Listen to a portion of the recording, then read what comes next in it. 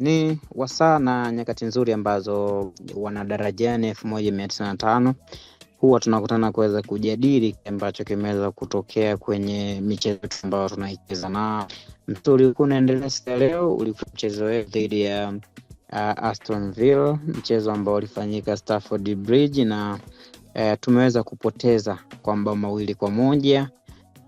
Bara Chelsea likiweza kufungwa kipindi cha kwanza na Joao Pedro akipokea pasi nzuri ya mpira uliokufa kutoka kwa Reece James.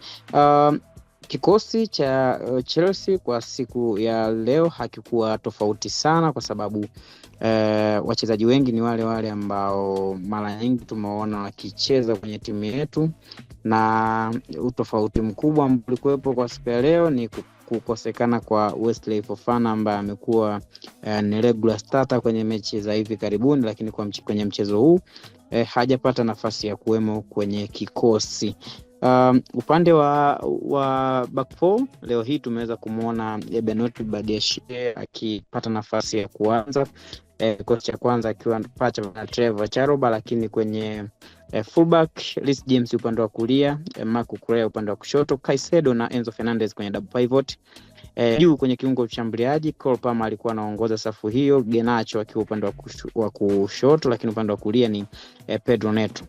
Katikati kama mshambuliaji kiongozi alikuwepo Joao Pedro. Bao la Chelsea kama nilivyokuambia, Joao Pedro ndo aliweza kupachika bao. Niko na Amani Msafa ambaye atakuwa anatuletea kile ambacho ameweza kukitazama kwenye mchezo huu na nini ambacho tukitajie kwa siku za usoni. Jina langu naitwa Himidio Kabuje, Mbrazil anacheza kupitia mdomo. Nianze kwako bwana Amani. Mechi ulionaje na kipi ambacho tuliweza kufeli kwenye mchezo huu mpaka kapelekea kuweza kupoteza kwa mabao 2-1?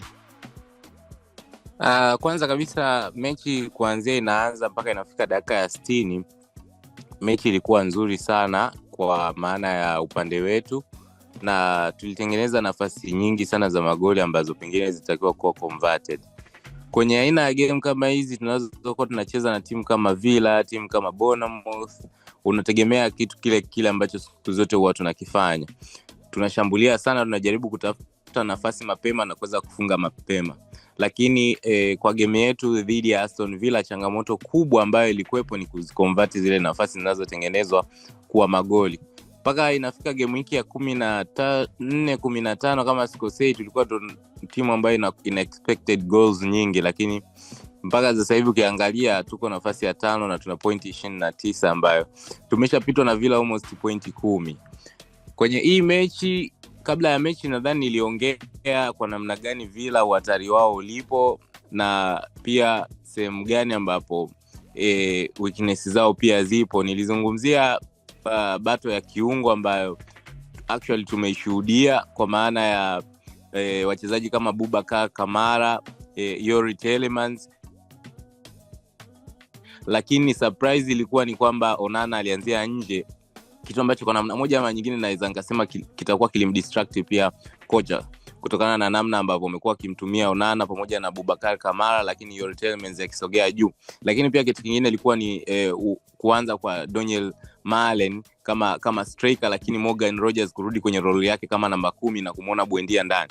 Sasa kwenye mechi kama hii hapa, changamoto kubwa kwetu sisi ilikuwa kwanza kabisa mpaka tunapelekea kupoteza ni namna ya kumanage mechi. Hili tatizo limekuwa muda mrefu na sio msimu huu tu, toka msimu uliopita, lakini naona kama kadri siku zinavyozidi kwenda changamoto hii inazidi kuwa kubwa, na ni kama hakuna kitu kipya kinachoongezwa na kocha Enzo Maresca.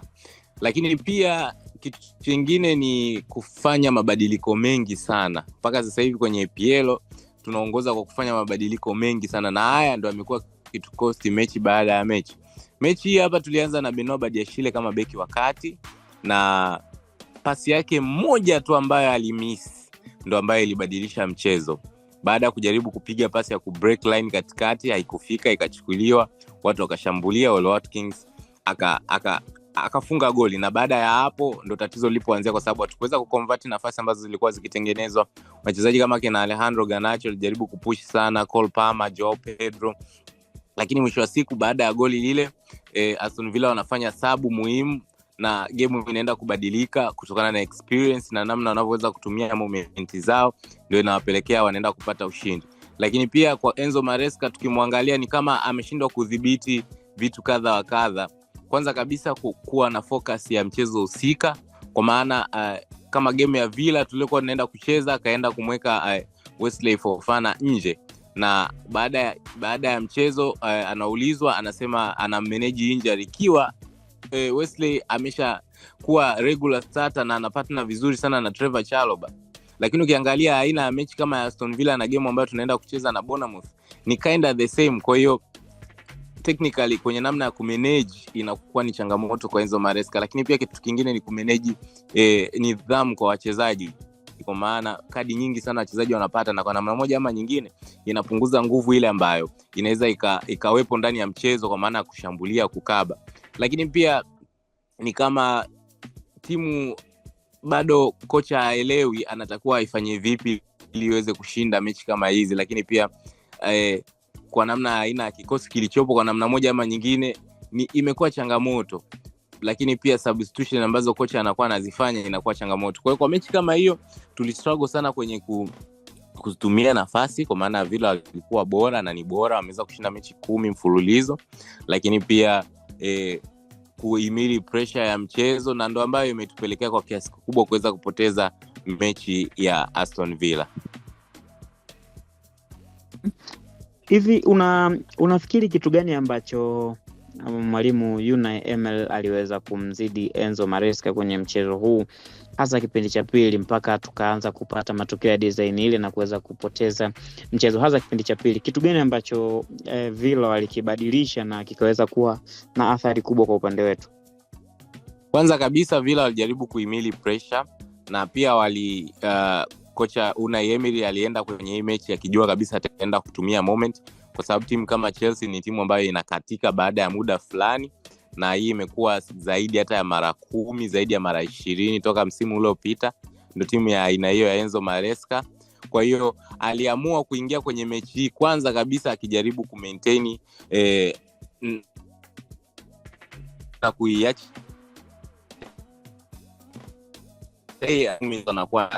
lakini pia alienda loji yake ya kuwa anaenda kucheza na Chelsea ambayo ina struggle kwa namna moja ama nyingine kwenye namna ya kuvunja timu zinazocheza kwenye low block. Ukiangalia kwenye mechi dhidi ya Manchester United, Villa walikuwa wanacheza middle block, lakini ukiangalia kwenye mechi hii ya kwetu ni kama tulikuwa tunacheza na timu fulani hivi ambayo ni ya chini, kama tulivyocheza na timu kama Fulham, zinacheza kwenye low block sana.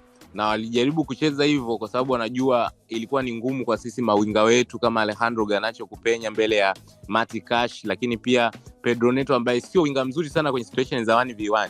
Kwa hiyo hii ilimfanya Unai Emery akaweza kuwini kwa kiasi kikubwa, na walisubiria momenti yao, kwa maana wachezaji wao muhimu pia walikuwa wamewaweka nje kwa ajili ya kuwatumia. Mchezaji kama Ole Watkins alianzia nje, mchezaji kama Amado Onana alianzia nje, mchezaji kama Jadon Sancho ambaye pia amekuwa hana wakati mzuri sana, lakini aliweza kuanza nje. Kwa hiyo ina maana alikuwa anasubiri moment ili aweze kushinda hii game. Na baada ya sababu hizo ukiangalia pia kiwango kikubwa cha experience ambacho anacho kocha Unai Emery kilipelekea kwa kiasi kikubwa kushinda mechi.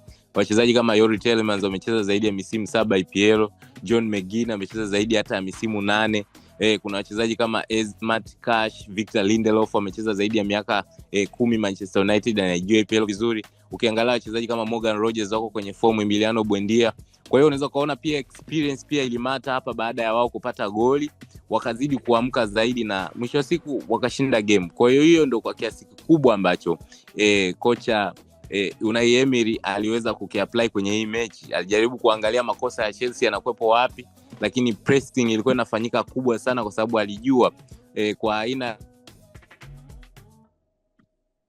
backline yetu iliyopo nyuma inaweza tu ikatoa boko, na mwisho wa siku mambo yalifanikiwa na wakaweza kupata ushindi. Ni natamani pia kujua kwa nini timu yetu imekuwa ni ni wahanga wa kutengeneza sana nusu nafasi. Nikisema nusu nafasi nafikiri kitaalamu utakuwa unanielewa. Mara nyingi tumekuwa hatutengenezi zile clear chance nyingi. Mara nyingi tunajikuta tunatengeneza zile nusu nafasi ambazo wachezaji wetu wamekuwa ni wazito kuweza kuzibadilisha au kuziconvert na kuwa nafasi kamili mpaka kuweza kuscore. Kwa nini hizi nafasi ndio zinapatikana kwa wingi kwenye timu yetu kuliko zile clear chance ambazo tunatamani zipatikane kwa wingi na tuweze kuzitumia kwa kuscore?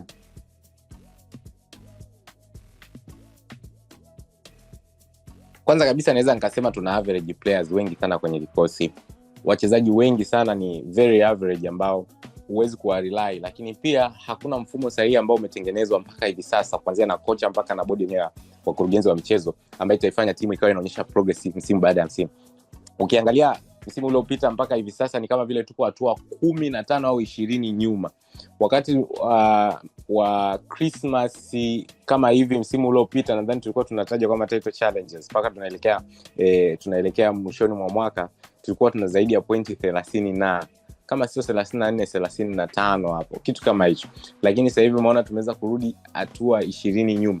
Kwa hiyo ni strategy ambayo imeanzia nje mpaka ndani ya uwanja. Kwa namna moja ama nyingine tunamlaumu sana kocha Enzo Maresca, lakini ukiangalia pia ina squad ambayo iko nayo inakuwa ni ngumu sana kuimplement kile anachokitaka, japokuwa pia naye ana makosa yake kama kocha.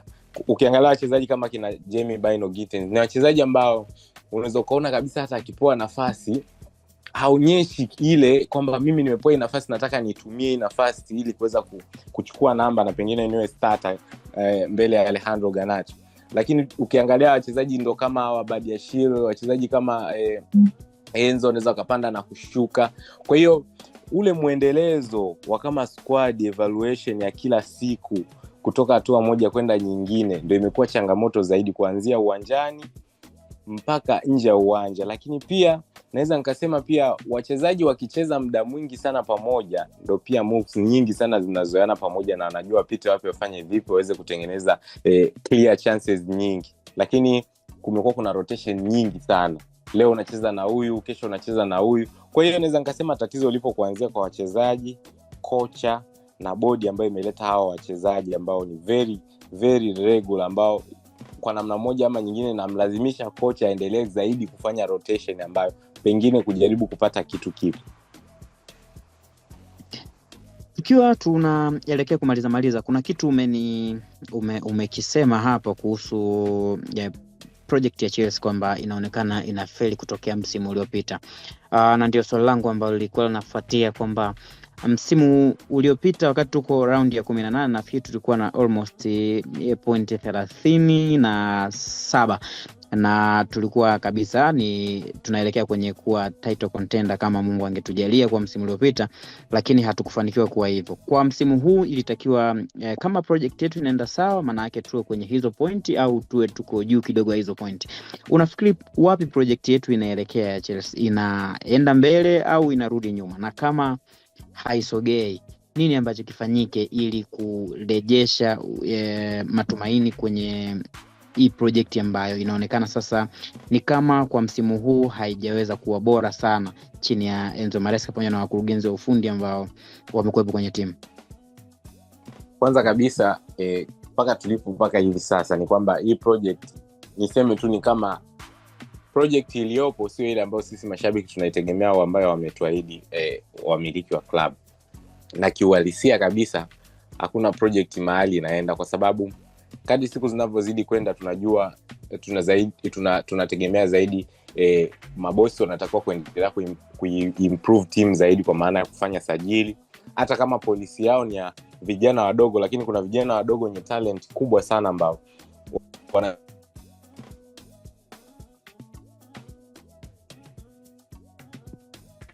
angalia na wingers ambazo tuko nao msimu huu, the likes of Jadon Sancho walikuwa msimu uliopita, wachezaji kama kina Noni Madueke. Lakini ukiangalia left wing ya sasa hivi tuna wachezaji kama Jamie Bino Gittens pamoja na Alejandro Garnacho. Lakini pia ukiangalia kwenye sehemu ya striker tulikuwa na mchezaji kama Nicholas Jackson ambaye alikuwa anaofa vitu vingi japokuwa afungi magoli. Lakini angalia msimu huu tuna mchezaji kama Liam Delap. Ukija kwenye sehemu ya ya beki hakuna chochote kilichoongezeka.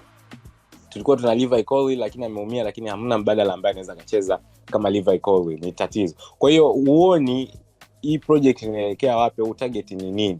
Lakini pia polisi yao ya watoto wadogo ambayo wameileta inakuwa kama ni skimu fulani hivi ya kupitisha mchezaji aonekane, kwa sababu Chelsea ni klabu kubwa na inakuza thamani ya mchezaji ili mchezaji auze waweze kupata faida. Na yaanza kuiona hii project ndio inapoelekea huko, kwamba tunajaribu kuwazungusha watoto ili tuweze kupata faida kwa kuwauza, kwa sababu aina ya sajili zinazofanywa mpaka sasa hivi, aina ya namna wanavyofanya maamuzi yao. Angalia juzi mchezaji kama Antoine Semenyo ana release clause ya euro milioni 65, lakini wame pull out of the deal kwa kigezo cha kwamba tumetumia pesa nyingi kwenye usajili, which is hizo pesa uzioni wachezaji wamesajiliwa na kuja kujiunga na timu 2030 na miaka 16. Kwa hiyo mpaka hivi sasa hii project sioni mahali popote inapotakiwa kwenda. Wanachotakiwa kufanya kwenye solution ni kwamba kwanza kabisa timu haina experienced players. Inahitajika kuwa kuna wachezaji ambao watawazunguka hawa vijana wadogo ili kuweza kuwamonitor, kwa sababu ndio wachezaji wadogo wana energy kubwa, lakini kuna muda wanakata tamaa, wanapitia frustration, kwa sababu Chelsea ni klabu kubwa na ina demand makombe na vitu vingi sana. Kwa hiyo wanachotakiwa ni kuongeza wachezaji wenye experience na wenye uwezo, sio wachezaji kama Tosin ambaye yani unayemtegemea na experience ndio anakuja kukuharibia kila kitu. Unakuja kuona bora hata kijana wa miaka 18. Wachezaji wenye experience na wenye uwezo watuletee kwenye timu. Mfano mzuri ni kwamba Sanchez ni mchezaji ambaye alikuwa na experience kutokana na umri wake, na sasa hivi ndo kama mtu anayetu save zaidi. Sidhani kama kuna mtu anamuongelea Sanchez vibaya sasa hivi. It was a matter of time tu kukaa mtu sawa kwa akili aweze kuonyesha. Tunahitaji wachezaji wenye experience zaidi kwenye timu, wazunguke hawa wachezaji wadogo kwenye Estevao. Sasa hivi Estevao anaonekana kama hamna kitu, lakini kiuhalisia ni kwamba hakuna watu wa kumwangalia. Chris James mwenyewe ana miaka 25, tuna ndo captain, bado mdogo sana. Kwa hiyo waongeze wachezaji wenye experience kwenye timu na wenye quality, lakini pia kama wataendelea na huu mfumo wao wachezaji wadogo ni sawa, ila watakuwa integrated taratibu kwenye timu, lakini wachezaji wenye experience na wenye uwezo wanatakiwa wawepo kwenye timu. Lakini pia wajaribu kumsikiliza kocha kwa vile vitu anavyokuwa anavihitaji, kwa sababu kocha amekuwa kidimandi sana kuhusiana na swala la watu wachezaji wenye experience pamoja na beki wakati baada ya Levi Colwill, lakini hawamsikilizi, na mpaka hivi sasa ndio inabidi kumlazimu pumzishe Fofana, amchezeshe Badiashile, amchezeshe Achempong, Tosin, Chaloba ili tu kuweza kubalance, kwa sababu mind you kuna mechi zaidi ya 8 kwa mwezi Januari kama sio 9. Hizo zote technically hawezi kucheza Tosin, hawezi kucheza Fofana peke yake. Lazima angefanya rotation ya hivi, hata kama sio leo, sio kesho, angefanya tu. Kwa hiyo kiuhalisia ni kwamba mpaka tulipo project imepoenda, kwa ninapofanya maamuzi yao hakuna kitu tutapata, na nilitegemea msimu huu mpaka hivi sasa pengine tungekuwa vizuri zaidi. Angalia point hizo ziliangusha kutokana na timu tulizocheza. Kiuhalisia hakuna sehemu yote hii project inaenda. Kikubwa hicho natakuwa ongeza wachezaji wenye experience na wenye quality ili waweze kubuild hii timu around ya wachezaji wadogo ambao wao wanaamini kwenye project yao. Kwenye michezo 8 ukijumuisha mashindano yote tumepata ushindi michezo 2 dhidi ya Everton, dhidi ya Cardiff. Lakini kwenye EPL michezo 6 ya mwisho tumepoteza michezo 3, tumedraw michezo 2, tumeshinda mchezo 1 dhidi ya Everton. Kuna namna tunaweza tukamwangushia lawama Enzo Maresca kwenye matokeo haya, au tuachane naye kwa wakati huu ambao tunaonekana lawama kubwa zinaenda kwenye uongozi na wachezaji wenye experience wanahitajika? Kuna namna anaweza kabeba lawama Enzo Maresca? Enzo Maresca kubeba lawama ni lazima abebe, kwa sababu kwanza pia kabla hajakuja hapo alishapewa project namna gani inavyokuwa. So technically alikubaliana na project inavyokuwa na yeye akaona kuwa anaweza kufanya kama wanavyotaka wao. Kwa lawama lazima itaangushwa kwake, kwa sababu pia vitu vingi kama nilivyosema hapo awali tunavimisi kutoka kwa kocha ambaye unategemea aivushe timu yako kutoka hatua fulani. Enzo Maresca hana management ya game. Enzo Maresca ni kama yuko glued kwenye mbinu ya aina moja, lakini pia Enzo Maresca selection ya kikosi na mechi husika ni changamoto sana kwake. na mbinu zake pia ni kama zina base sana kwa upande wake, upande mmoja. Kwa hiyo hivyo ni vitu ambavyo kila siku kutoka msimu uliopita mpaka msimu huu anavifanya toka amekuja kwenye timu.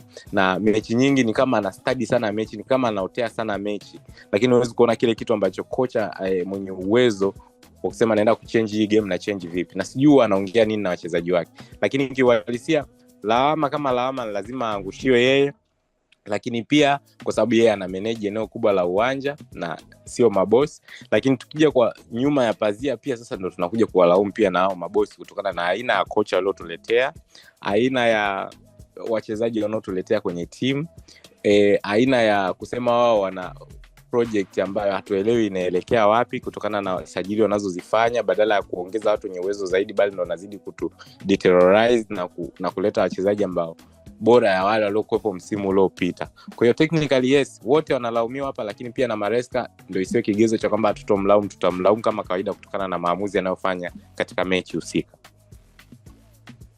Okay. Kwa kumalizia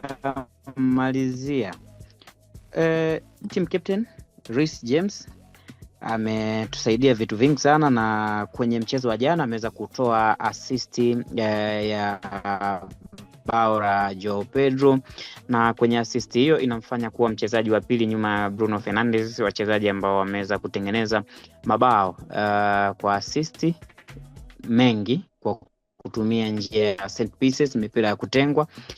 Bruno Fernandes ana mipira 6, lakini anafuatia Reece James akiwa na mipira 4 ambayo imeweza kuzaa mabao.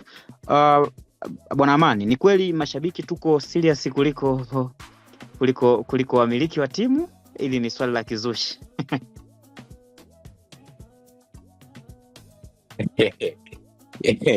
Kwa kiasi kikubwa tuko serious sana kuliko wamiliki, na hisi pengine wamiliki hata wanatushangaa, na vipi mbona sisi plani zetu sio hizo kabisa.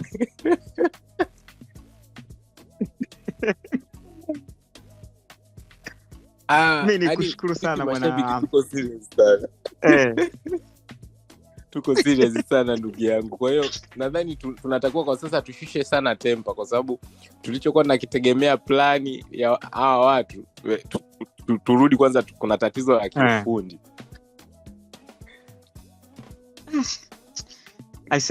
Mimi nikushukuru sana bwana Amani Mustafa ambaye alikuwa hapa kuweza kutuletea uchambuzi wa yakinifu, uchambuzi uliotukuka wa lugha hadhimu ya Kiswahili. Hii ni Darajani 1905.